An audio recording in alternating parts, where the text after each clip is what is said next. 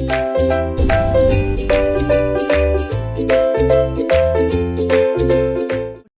Everyone, welcome back to learning R. My name is Anil. बच्चे, previous video में हम लोगों ने एनपीओ की बैलेंस शीट के बारे में डिस्कशन किया था और बेटा आज के इस वीडियो में मैं आप लोगों से एनपीओ से रिलेटेड कुछ बेसिक टर्म सिखाऊंगा, जिसके बिना बेटा आप लोगों को एनपीओ, अगर ये सब इन शब्दों की नॉलेज नहीं है, इन वर्ड्स की नॉलेज नहीं है, तो बेटा आप लोगों को एनपीओ प्रॉपर क्लियर नहीं होगा। अगर आप लोगों को एनपीओ की प्रॉपर क्लियरिटी चाहिए, आप चाहते हो कि आपको एनपीओ का चैप्टर प्रॉपर अच्छी तरह से समझ में आए, तो बेटा इन शब्दों की नॉलेज होना जरूरी है, इन वर्ड्स की नॉलेज होना जरूरी है। तो बेटा चलो स्टार्ट करते हैं। देखो बेटा, हमारा जो सबसे पहला टर्म है उसे हम बोलते हैं एंट्रेंस फीस या एडमिशन फीस, या इसको हम बोल सकते हैं मेंबरशिप फीस।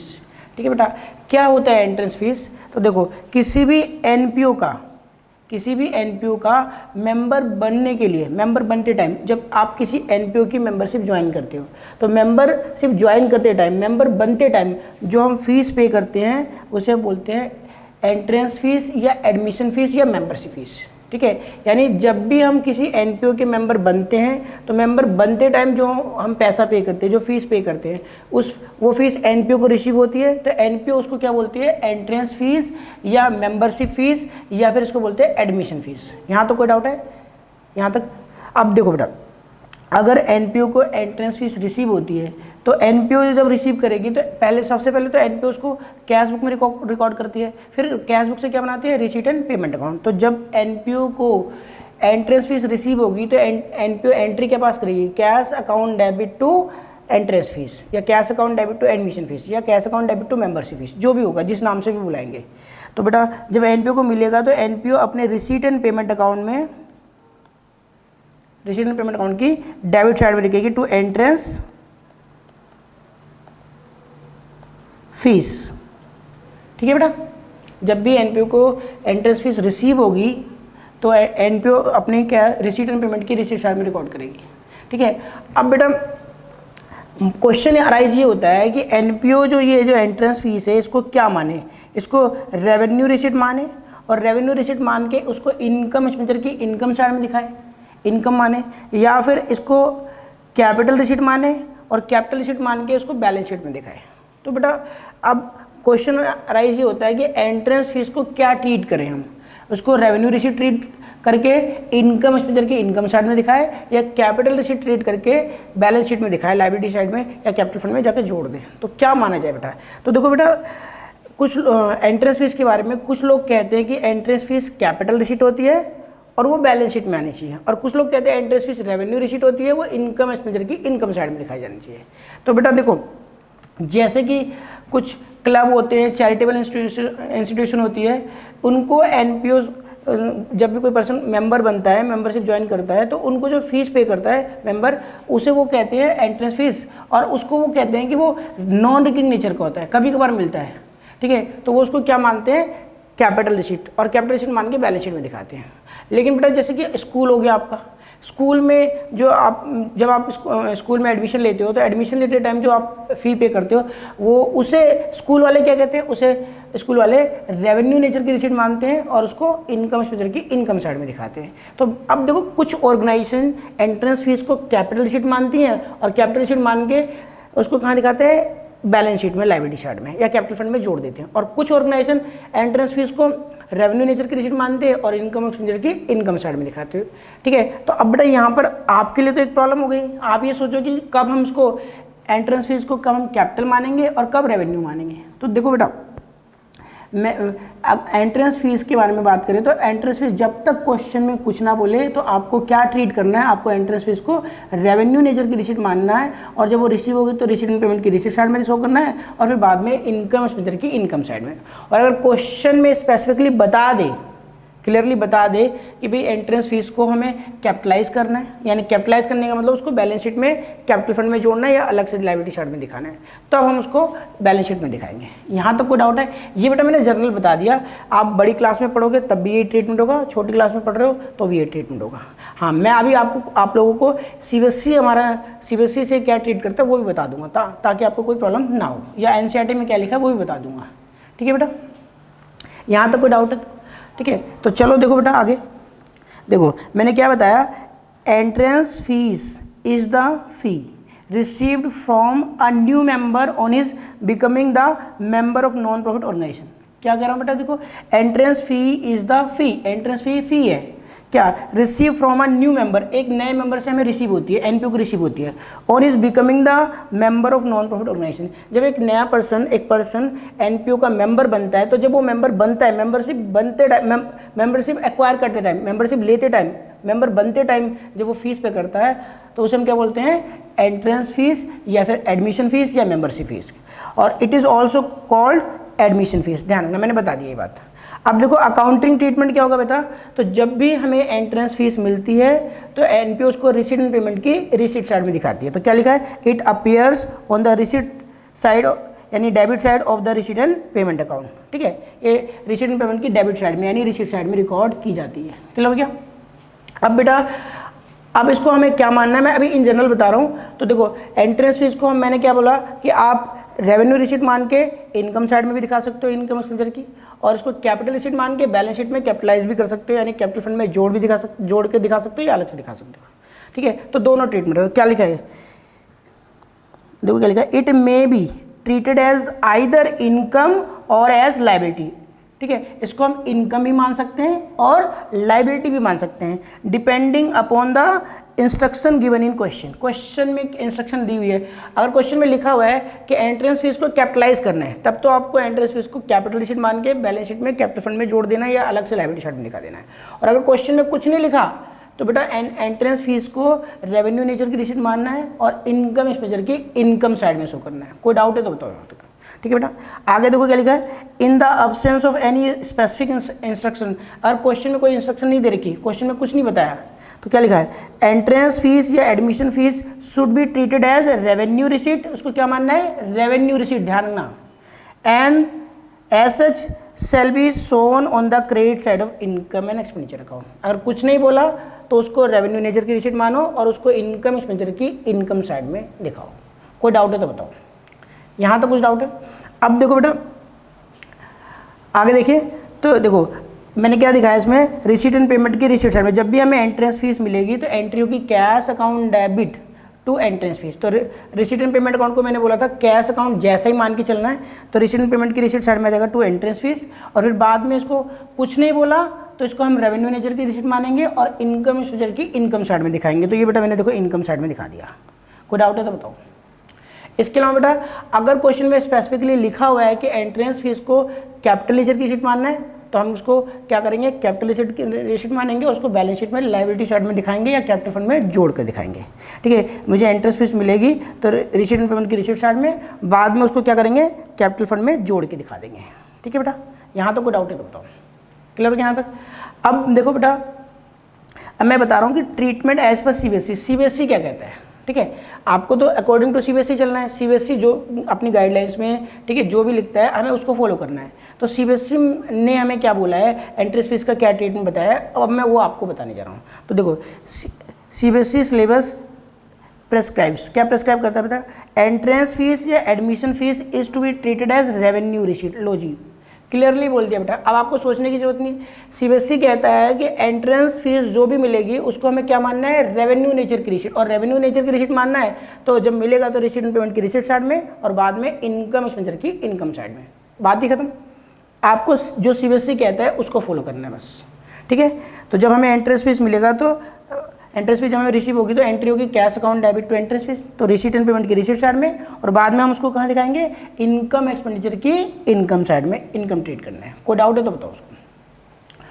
अब देखो बेटा, treatment as per NCERT. NCERT क्या कहता है बेटा, अच्छा एनसीईआरटी में 1920 की एनसीईआरटी में कुछ और लिखा था और बेटा 2021 के एडिशन में कुछ और लिखा है। अब 2021 के एडिशन में क्या लिखा है अब मैं वो बता रहा हूँ। तो बेटा 2021 कहता है कि जी आपको जब भी एंट्रेंस फीस मिलेगी तो आपको उसको क्या मानना है, कैपिटल रिसीट, और कहाँ दिखाना है, बैलेंस शीट में, लायबिलिटी साइड में या फिर कैपिटल फंड में जोड़ देना है। यानी अब देखो सीबीएसई और एनसीईआरटी दोनों एक दूसरे से कॉन्ट्राडिक्ट कर रही हैं, एक दूसरे की स्टेटमेंट को काट रही हैं अब देखो, अब क्या बच्चा तो जब एनसीईआरटी पढ़ेगा तो कुछ और लिखा है और सीबीएसई की गाइडलाइंस जो आई है वो कुछ और बोल रही है, तो अब बच्चा कंफ्यूज रहेगा। तो बेटा आपको ध्यान रखना है, जो सीबीएसई ने गाइडलाइंस जारी करी है, हमें वो फॉलो करना है।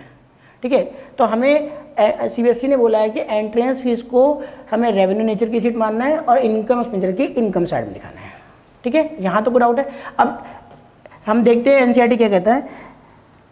कह रहा है एंट्रेंस फीस या एडमिशन फीस, एंट्रेंस फीस या admission fee is paid only once by the member at the time of becoming a member. ठीक है, कह रहा है एंट्रेंस फीस या एडमिशन फीस मेंबर के द्वारा केवल एक बार ही पे की जाती है। जब आप मेंबर बनोगे, सपोज करो आप किसी एनपीओ में मेंबर बनने गए, आपने मेंबरशिप ज्वाइन करी और मेंबर बनते टाइम जब आपने फीस की पे करी तो वो आपने एक ही बार तो पूरी पे करी मेंबर बनते टाइम। तो कह रहा है कि एंट्रेंस फीस या एडमिशन फीस ओनली वंस पे की जाती है, एक बार ही मेंबर बनते टाइम पे की जाती है। तो ये नॉन रिकरिंग नेचर की है, बार बार ही नहीं, रेगुलर नेचर की नहीं है। तो क्या कर रहा है, hence it is treated as non recurring nature item, non recurring की आइटम है। ठीक है, ध्यान ना, क्योंकि ये रेगुलर नहीं मिलती, बार बार नहीं मिलती, तो इसके लिए हम क्या मानेंगे, नॉन रिकरिंग नेचर की। ठीक है, ये नॉन रिकरिंग नेचर की आइटम है। ठीक है, and credited directly to capital fund या जनरल फंड। तो हम इसको क्या कर देंगे, कैपिटल फंड या जनरल फंड में जोड़ देंगे, यानी क्रेडिट कर देंगे। कोई डाउट है तो बताओ, या फिर बैलेंस शीट में लायबिलिटी साइड में अलग से भी दिखा सकते हो। क्लियर हो गया? तो मैं कह रहा हूँ हमारी एनसीईआरटी ने क्या बताया हमें कि जब भी आपको एंट्रेंस फीस मिलती है तो पहले तो आपको रिसीट पेमेंट की रिसीट साइड में दिखाना पड़ेगा।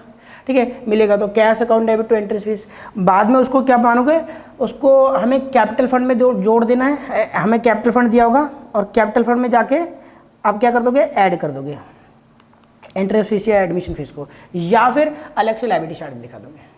यहाँ तक क्लियर हो गया? कैपिटल रिसीट मानना है और कैपिटल फंड में जोड़ देना है, ये हमें एनसीईआरटी ने बोला।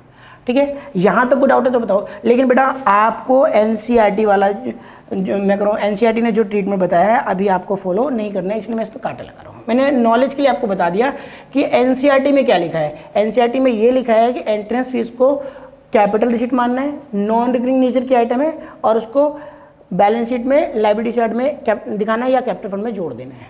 क्लियर हो गया? लेकिन आपको सीबीएसई की कई भी बात को फॉलो करना है, एनसीईआरटी में लिखी बात को फॉलो नहीं करना। ठीक है, एंट्रेंस फीस के लिए। क्लियर हो गया?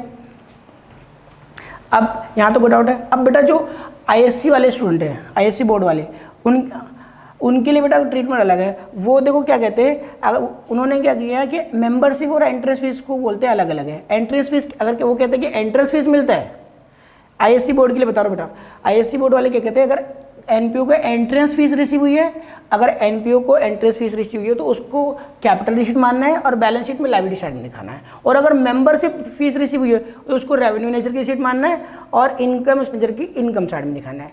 अब बेटा ये आप लोगों के लिए ट्रीटमेंट है, ये सीबीएसई वालों के लिए ट्रीटमेंट नहीं है। हालांकि एंट्रेंस फीस और membership fees both are same, दोनों एक ही है, तो इसलिए हमें अलग से ट्रीटमेंट नहीं करना। लेकिन आईएससी वो बोर्ड वाले ध्यान रखना कि मेंबरशिप में फीस है तो उनको रेवेन्यू नेचर की शीट मानना है और इनकम एक्सपेंडिचर की इनकम साइड में दिखाएंगे अगर मेंबरशिप फीस लिखा है तो। और अगर एंट्रेंस फीस या एडमिशन फीस लिखा है तो उसको कैपिटल रिसीट मानेंगे और बैलेंस शीट में लायबिलिटी साइड में दिखाएंगे। क्लियर हो गया यहाँ तक? चलो बेटा मैंने एंट्रेंस फीस से रिलेटेड सारी बातें क्लियर कर दी, कोई डाउट है तो बताओ। ठीक है, अब बेटा बात करते हैं सब्सक्रिप्शन किसे कहते हैं। सब्सक्रिप्शन बहुत आसान है बेटा।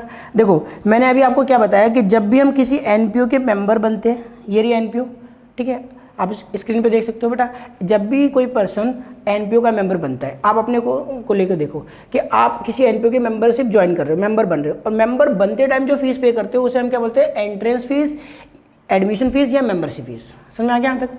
और ठीक है, कुछ ना बोले तो एंट्रेंस फीस को रेवेन्यू नेचर की शीट मानना है और बैलेंस में इनकम एक्सपेंडिचर की इनकम साइड में दिखाना है, और क्वेश्चन में स्पेसिफिकली बता दे तो उसको कैपिटल शीट मानना है और बैलेंस शीट में लायबिलिटी साइड में दिखाना है। क्लियर हो गया? यहाँ तो कोई डाउट है? अब मैं क्या करता, आप मेंबर बन गए, आप आपने एनपीओ की मेंबरशिप एक्वायर कर ली, मेंबरशिप ज्वाइन कर ली, मेंबर बन गए। अब मेंबर बनने के बाद आप ये चाहते हो कि आपकी मेंबरशिप एक्टिव रहे, चालू रहे। भाई आप इस एनपीओ के मेंबर बने रहे, जो आपके जिस एनपीओ में आप मेंबर बने हो आपकी मेंबरशिप चालू रहे, आप एनपीओ के मेंबर बने रहे, हमेशा मेंबरशिप एक्टिव रहे। तो आपकी मेंबरशिप चालू रहे, एक्टिव रहे, इसलिए हम बेटा रेगुलर बेसिस पे एनपीओ को फीस पे करते हैं। ठीक है, जिसको हम नाम देते हैं सब्सक्रिप्शन। ठीक है, मैं कह रहा हूँ आप मंथली, क्वार्टरली, हाफ ईयरली या ईयरली एनपीओ को फीस पे करते हैं। क्यों पे करते हैं? आपकी मेंबरशिप चालू रहे, जो मेंबरशिप आपने एक्वायर करी थी एंट्रेंस फीस पे करके, एडमिशन फीस पे करके उस मेंबरशिप को चालू रखने के लिए, आपकी मेंबरशिप एक्टिव रहे, इसके लिए आप रेगुलर बेसिस पे मंथली, क्वार्टरली, हाफ ईयरली या ईयरली पेमेंट करते हैं, जिसे हम बोलते हैं सब्सक्रिप्शन। कोई डाउट है यहाँ तक? सब्सक्रिप्शन किसे कहते हैं? तो बेटा जितने भी लोग एनपीओ के मेंबर होते हैं वो अपनी मेंबरशिप चालू रखने के लिए, अपनी मेंबरशिप एक्टिव रखने के लिए रेगुलर बेसिस पे एनपीओ को फीस पे करते हैं, जिसे हम बोलते हैं सब्सक्रिप्शन। क्लियर हो गया? अब बेटा जब भी एनपीओ को सब्सक्रिप्शन मिलेगी, ठीक है, एनपीओ को सब्सक्रिप्शन मिला तो एनपीओ कहाँ दिखाएगी? रिसीट एंड पेमेंट की रिसीट साइड में। इसमें तो कोई डाउट नहीं है। सब्सक्रिप्शन कहाँ दिखाया जाएगा? रिसीट एंड पेमेंट की रिसीट साइड में। एंट्री होगी cash account debit to subscription, सबसे पहले कैश बुक में आएगा, फिर सारा सब्सक्रिप्शन जोड़ के कहाँ दिखाएंगे? रिसीट एंड पेमेंट की रिसीट साइड में। तो मैंने पहले ही बोला आप लोगों को कि रिसीट एंड पेमेंट अकाउंट को कैश अकाउंट जैसा ट्रीट करना है। अगर receipt and payment account cash account जैसा है तो एंट्री क्या होगी? Cash account debit to subscription, तो कैश की डेबिट में क्या जाएगा? सब्सक्रिप्शन, यानी रिसीट एंड पेमेंट की रिसीट साइड में क्या दिखाया जाएगा? To subscription. ठीक है, अब बेटा ये जो सब्सक्रिप्शन मिला है ये एनपीओ को हर एक मेंबर से मिलता रहता है, रेगुलर बेसिस पे मिलता है, रिकरिंग नेचर का, बार बार ही मिलता है। ठीक है, तो इसलिए एनपीओ इस सब्सक्रिप्शन को रिकरिंग नेचर की इनकम है, इसलिए उसको क्या मानते हैं? Revenue receipt. सब्सक्रिप्शन क्या ट्रीट किया जाएगा? Revenue receipt. और कहाँ दिखाया जाएगा फिर? इनकम एंड एक्सपेंडिचर की इनकम साइड में। ये बात ध्यान रखना। एनपीओ को जब सब्सक्रिप्शन मिलेगा तो रिसीट एंड पेमेंट की रिसीट साइड में, बाद में क्योंकि ये रेवेन्यू नेचर की रिसीट है, रेगुलर मिलती है, बार बार ही मिलती है, इसलिए इसको रेवेन्यू नेचर की रिसीट मानते हैं और इसको इनकम एक्सपेंडिचर की इनकम साइड में दिखाते हैं। ये एनपीओ का मेन सोर्स ऑफ इनकम होता है। क्लियर हो गया यहाँ तक? तो पढ़ लेते हैं बेटा, क्या लिखा है? Subscription is the fee. क्या लिखा है? Subscription is the fee which are received by a non profit organisation. क्या कर रहा है? सब्सक्रिप्शन फीस होती है जो एक एनपीओ रिसीव करती है। ठीक है, सब्सक्रिप्शन फीस होती है जो एनपीओ रिसीव करती है, किससे? From its members. ठीक है, मेंबर से। किस लिए रिसीव करती है? To keep the membership active. भाई मेंबर चाहते हैं कि उनकी मेंबरशिप चालू रहे, एक्टिव रहे, तो एनपीओ रेगुलर बेसिस पे फीस पे करते हैं, जिसे हम क्या बोलते हैं? सब्सक्रिप्शन। आगे क्या लिखा है? It is the main source of income of non profit organisation. NPO की मेन सोर्स ऑफ इनकम होती है, ध्यान रखना।